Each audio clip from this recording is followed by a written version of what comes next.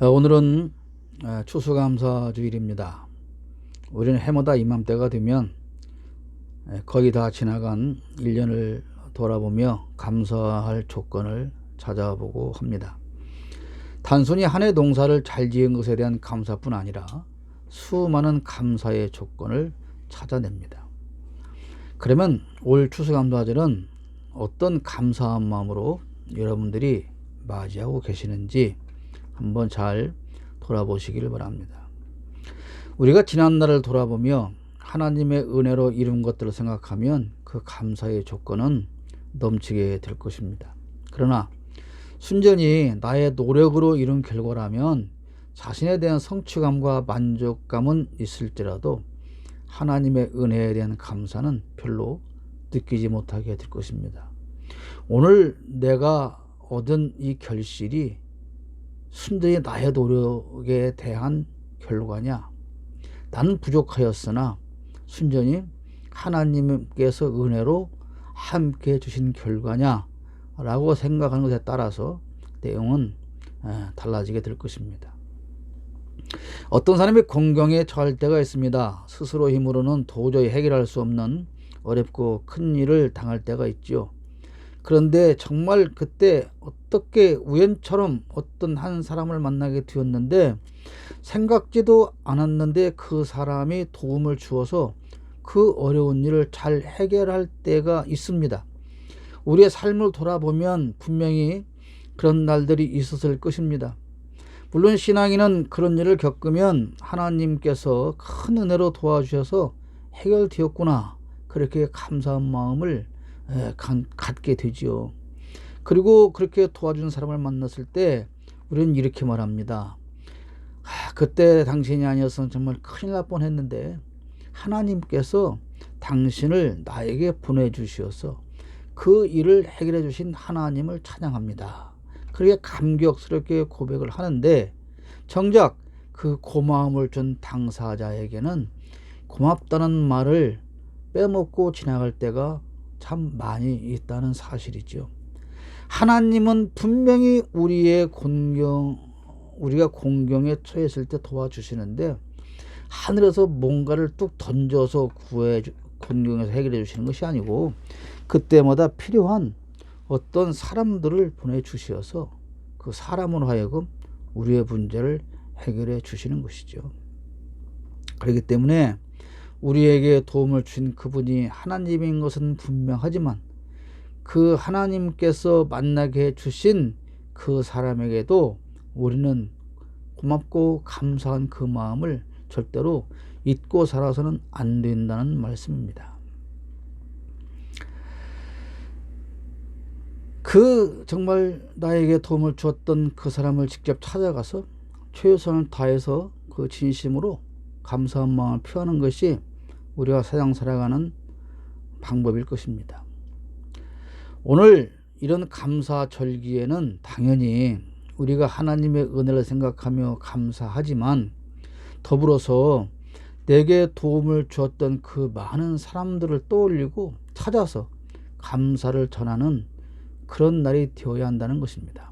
단순히 하나님께서 나에게 도와주신 것만 찾아서 감사하는 감사절기가 아니라 하나님께서 나를 위해서 보내주신 그 많은 사람에게도 직접 내 감사한 마음을 전달하는 것이 감사절을 맞고 지내는 우리 기독교인들의 마음이라고 할 것입니다.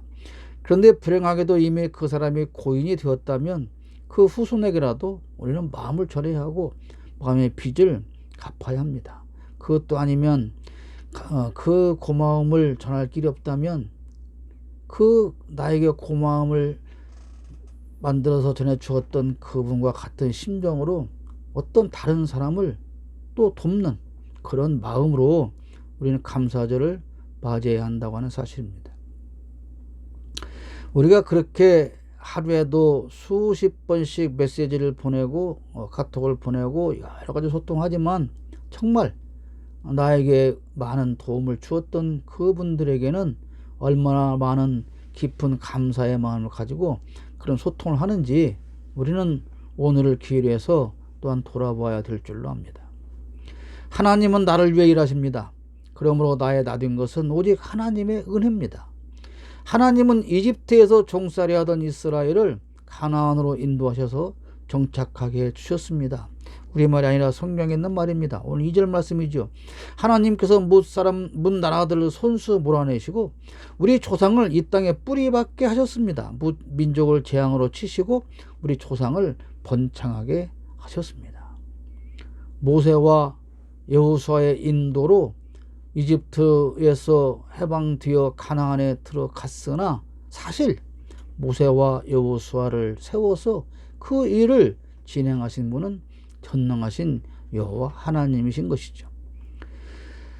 지금도 그렇습니다마는 길거리마다 특히 연말이 되면 정치인들이 내건 플래카드가 곳곳에 걸려 바람에 나부끼고 어떤 사람들에게는 많은 원성을 사기도 합니다.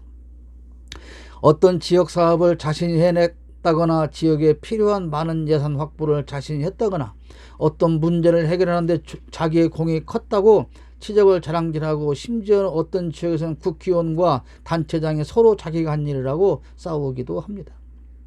그런데 생각해보면 정치인들이 한 그것들을 자랑할 일일까요? 결코 자랑할 일이 아닙니다. 그 일을 하라고 시민이 선택해서 뽑아주고 그리고 세금 내서 봉급을 주기 때문에 그것은 봉급 주는 그 시민들에게 결코 자랑할 일도 아니고 자기의 치적도 아닙니다. 당연히 해야 할 마땅할 일이고 오히려 그 일을 하지 않았다면 시민들로부터 비판을 받아야 맞는 것이죠. 아니 어느 직장인이 일 잘했다고 회사 정문에 플래카드 걸어놓고 전체 회사원에게 단체 문자 메시지 보내서 내가 이렇게 일을 잘합니다. 훌륭한 사람입니다. 그렇게 자랑하는 걸 봤습니까? 전혀 그렇지 않은 것은 왜 그래요? 그 회사에서 봉급을 받기 때문에 그 회사를 위해서 큰 일을 하는 것은 지극히 당연한 일이기 때문에 자랑할 수도 없고 자랑하면 오히려 이상한 사람이 되는 것이죠.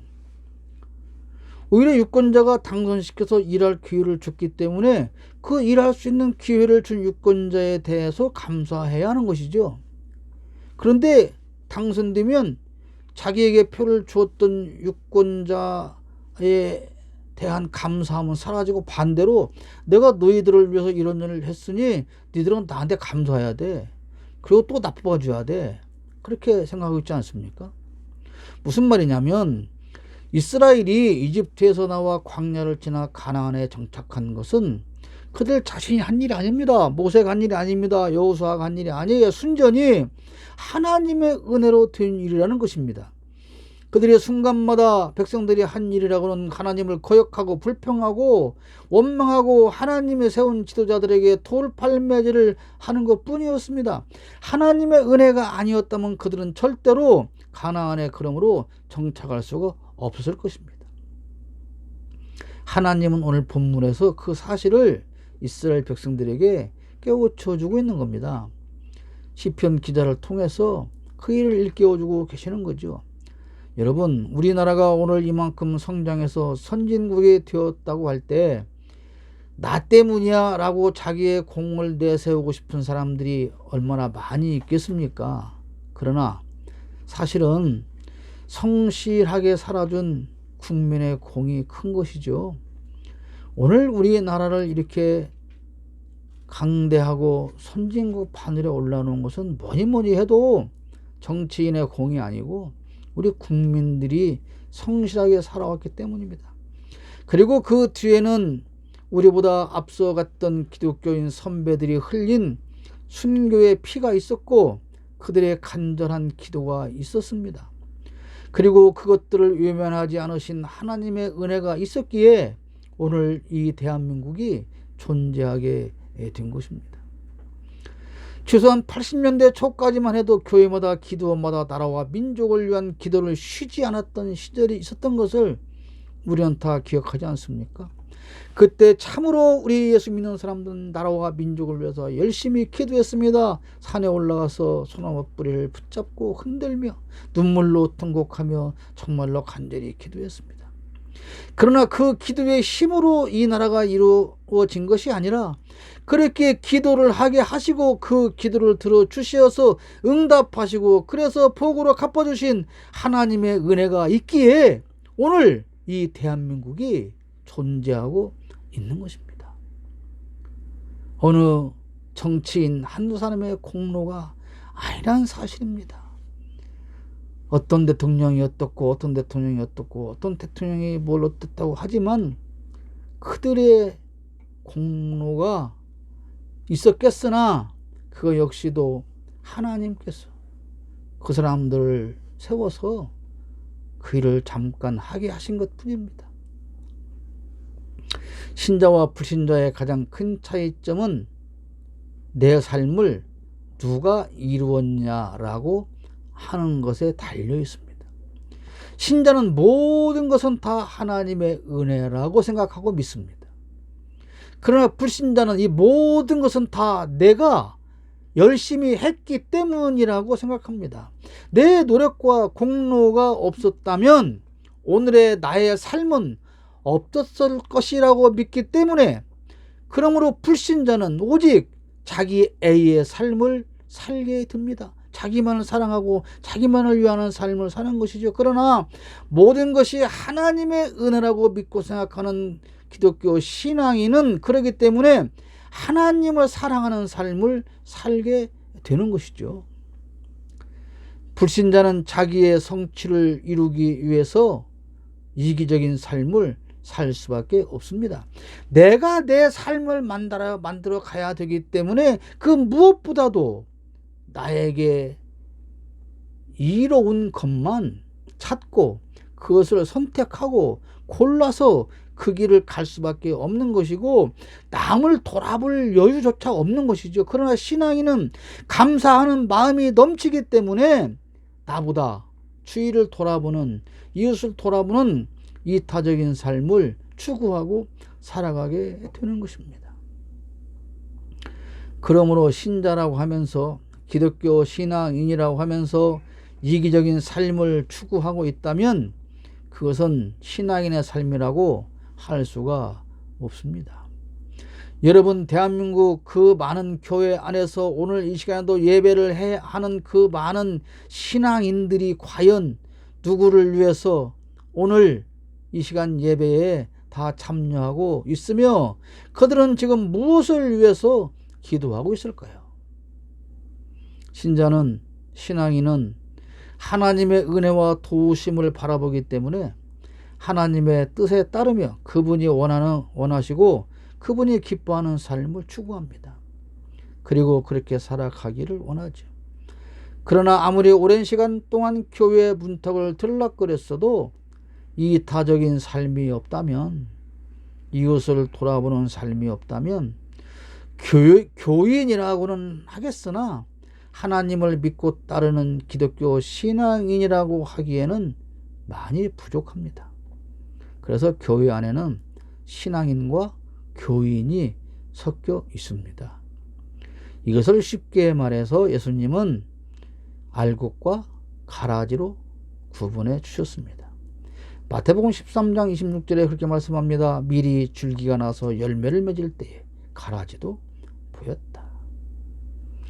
그런데 이런 가라지는 원수가 와서 씨를 뿌렸다고 마태복음 13장 25절에 앞에서 말씀합니다. 사람들이 잠자는 동안에 원수가 와서 밀 가운데 가라지를 뿌리고 갔다. 원수가 다른 사람이 밀을 뿌려서 밀을 가꾸는 그 밀밭에 씨를 뿌리고 가요, 원수가. 그런데 그 원수의 밭에 알곡을 뿌릴 리가 없지 않습니까? 원수를 망치는 것이 목적인데 좋은 씨를 뿌릴 리가 없지 않습니까? 가라지를 뿌리는 것은 당연한 것이죠. 그런데 문제는 이 가라지와 알곡을 구분하기 쉽지 않다는 것입니다. 이어서 마태복음 13장 29절에 보면 그러나 주인은 이렇게 대답하였다. 아니다. 가라지를 뽑다가 가라지와 함께 밀까지 뽑으면 어떻게 하겠느냐. 전문가가 아니면 알곡과 가라지를 구분하기가 어렵습니다. 원수가 가라지 씨를 뿌리는 이유는 왜 그럴까요? 알곡도 함께 가라지와 같이 뽑혀서 벌어지기를 바라기 때문입니다. 교회에서 문제를 일으키는 사람은 알곡이 아니죠. 물론 신자도 잠깐의 사소한 실수를 할 수 있습니다. 범죄할 수도 있습니다. 그렇지만 알곡은 곧 깨닫고 회개하고 불태워지기 전에 하나님께로 돌아옵니다. 그러나 가라지는 끊임없이 문제를 일으키지만 절대로 자기의 잘못을 인정하지도 않고 사과하지도 않고 회개할 마음조차도 가지고 있지 않습니다. 그러면 가라지입니다. 세상 사람들은 알곡이든 가라지든 구분하지 않습니다. 세상 사람들의 눈에 띄는 것은 알곡이 아니고 가라지입니다. 그래서 모든 기독교인들을 보면서 싸잡아서 모든 기독교인을 공격하고 비난하죠. 그들은 알곡을 보면서도 다 같은 가라지라고 얘기합니다. 그래서 예수 믿는 것들은, 교회 다니는 것들은 다 똑같아, 그렇게 판단하고 비판해 버립니다. 원수 사탄이 밀밭에 가라지를 뿌리는 것이 바로 이런 노림수를 가지고 하는 행위입니다. 그렇게 해서 교회가 아예 망해버리기를 바라는 목적으로 사탄은, 원수는 밀밭에 가라지를 뿌리는 거예요. 예수님이 밀을 뿌려서 밀밭을 잘 가꾸고 계시는 그곳에 사탄이 가라지를 뿌려버리는 것이죠. 예수님의 밀농사를 망쳐버리기 위해서 그러는 것이죠. 이단과 사이비 기독교는 대표적인 가라지입니다. 그들은 알고 흉내를 내지만 결국은 예수님의 밀농사를 망치려는 족속들입니다.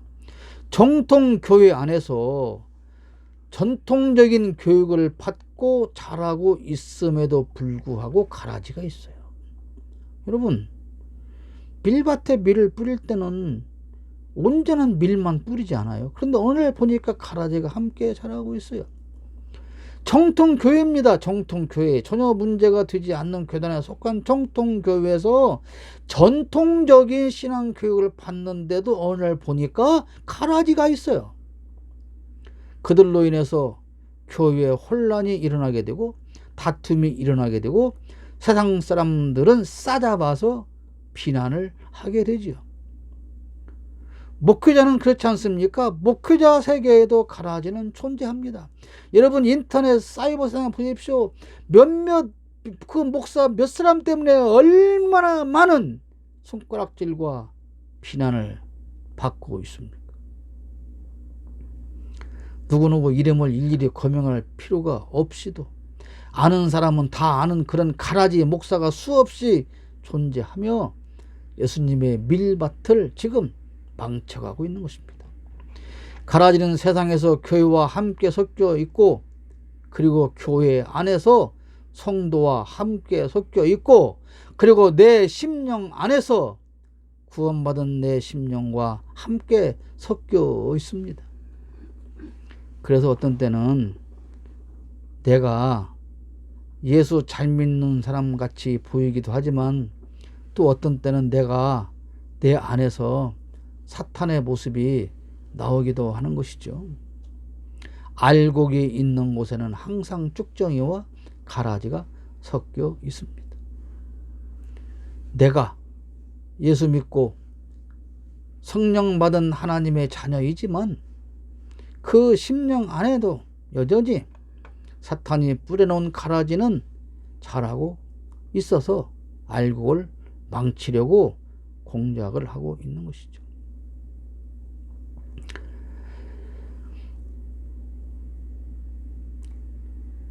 그러나 가라지는 언젠가 분명히 뽑히고 불에 태워진다고 오늘 성경 말씀은 말씀하고 있습니다. 추수 때까지 둘 다 함께 자라도록 내버려 두어라. 추수할 때 내가 추수꾼에게 먼저 가라지를 뽑아 단으로 묶어서 불태워버리고 밀은 내 곡간에 거두어드리라고 하겠다. 마태복음 13장 30절에 이어지는 말씀이에요. 추수감사절에 알곡과 가라지 이야기를 하는 이유가 있습니다. 여러분, 우리는 직접 큰 농사를 짓지 않지만 농부가 지금 추수할 때 아닙니까? 추수할 때 알곡 속에 가라지나 쭉정이가 많이 보이면 기뻐할 수 없지 않습니까? 아이고 흉년 들었네, 헌농사졌네, 그렇지 않겠습니까? 마찬가지입니다. 우리 심령에도 가라지가 많이 있다면 하나님께서 기뻐하시겠습니까? 대한민국 교회에 가라지 교회가 많이 섞여 있다면, 많은 가라지 목사가 섞여 있다면 하나님께서 기뻐하시겠습니까? 그리고 가라지는 감사를 모르는 사람입니다. 내가 알곡신자라면 내 안에서 항상 감사가 넘쳐나야 합니다. 그렇게 예수를 오래 믿고, 그렇게 교회를 열심히 다니고, 그렇게 교회에 많은 봉사를 하고, 그렇게 틈만 나면 전도하고, 그렇게 틈만 나면 성경 보고 설교 듣고 하는데 얼굴에 웃음꽃 한번 피우지를 못하고 늘 불평 불만으로 가득 찬 삶을 살고 있다면 과연 알곡일까? 궁금하다, 그런 말씀이죠. 이스라엘이 가나안에 정착하면서 땅을 차지고 승리한 것은 순전히 하나님의 은혜로 된 것입니다. 오늘 2절에 다시 읽어드리면, 하나님께서 문 나라들을 손수 몰아내시고 우리 조상을 이 땅에 뿌리박하였습니다. 민족을 재앙으로 치시고 우리 조상을 번창케 하셨습니다. 그렇게 말씀하십니다. 3절도 이어서 보면, 우리 조상이 이 땅을 차지한 것은 그들의 칼로 차지한 것이 아니었습니다. 조상이 얻은 승리도 그들의 힘으로 얻은 것이 아니었습니다. 오직 하나님의 오른손과 오른팔과 하나님의 빛나는 얼굴이 이루어 주셨으니 참으로 이것은 하나님께서 그들을 사랑하셨기 때문입니다. 여러분, 이스라엘이 광야를 통과해서 가나안을 점령하고 살 때 그들이 무슨 뛰어난 무기가 있었습니까? 그렇지 않잖아요. 순전히 하나님께서 적군들을 속에서 물리쳐 주시고 겁을 먹고 도망가게 하시고, 그렇게 해서 다 이기도록 싸워 주셨지 않습니까? 저도 이런 일이 있습니다. 여러분, 가장 불효하는 자식이 어떤 자식일까요? 부모를 원망하는 자식입니다. 그들은 가끔 그렇게 말합니다. 아니, 그러니까 왜 나를 낳았어요? 내가 낳아달라고 그랬어요? 그리고 낳아줬으면 뭔가 해줘야 되는데 나를 낳아놓기만 했지 뭐 엄마가 아빠가 나한테 해준 거 있어요? 돌아보면 저도 철없은 어린 시절에 이렇게 부모님께 대든 적이 있었어요. 그냥 그렇게 대들었습니다. 그리고 나는 아무 생각이 없었어요. 그리고 나갔다가 돌아오는데 그 다음 날인데 우연히 저희 어머니께서 이웃집 아주머니에게 울면서 우리 아들이 어저께 나한테 이렇게 퍼붓더라 하는 말을 들었습니다.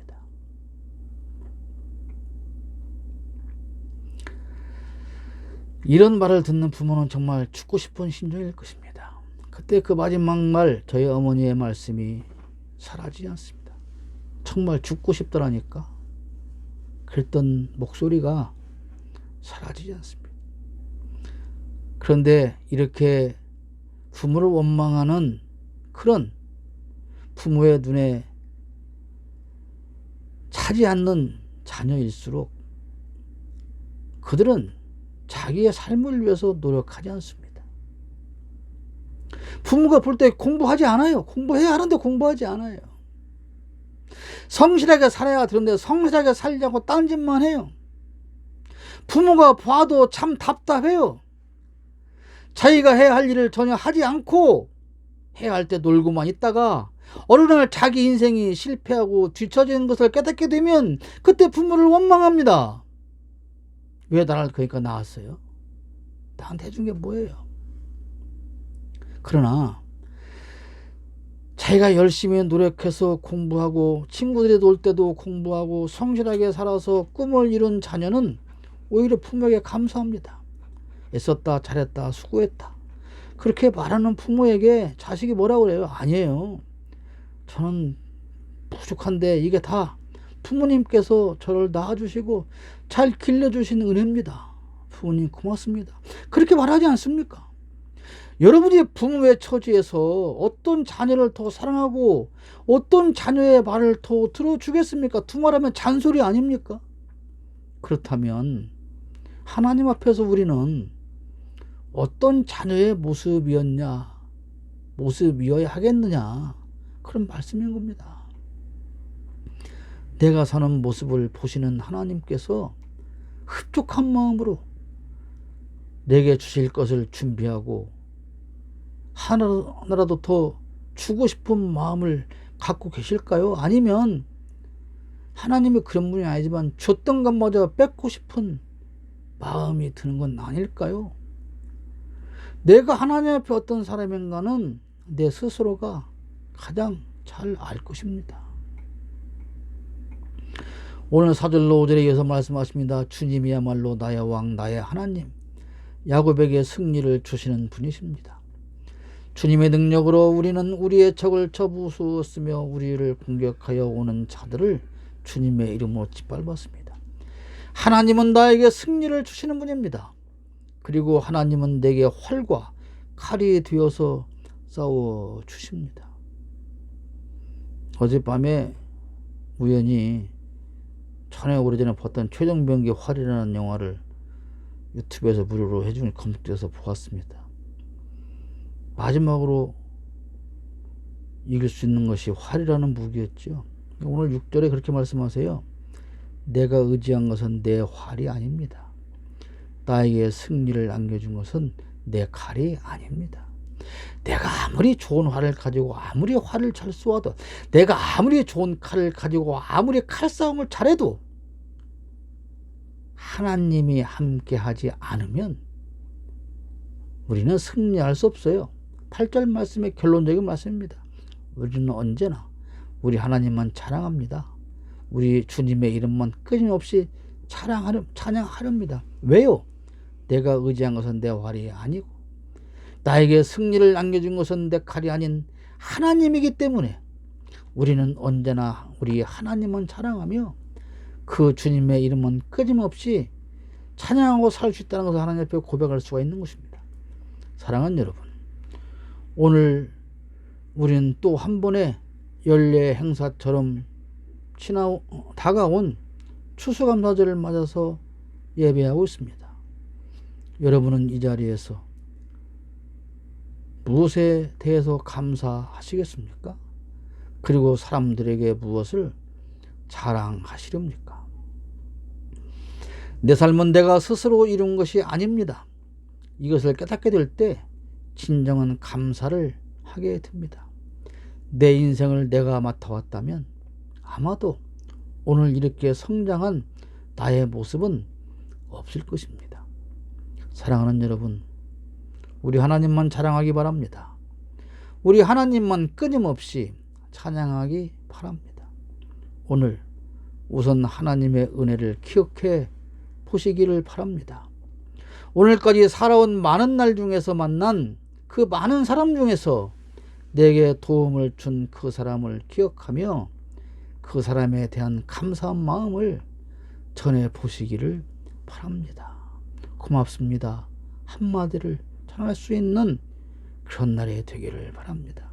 마음에 담아 두고만 있는 것이 아니라 말로 전할 수 있기를 바랍니다. 그 사람을 내게 보내서 나를 도우신 그 하나님의 은혜에 감사하는 날이 되기를 바랍니다. 날 대신해서 승리하게 하신 그 위대하신 하나님을 찬양하는 여러분과 제가 되기를 축복합니다.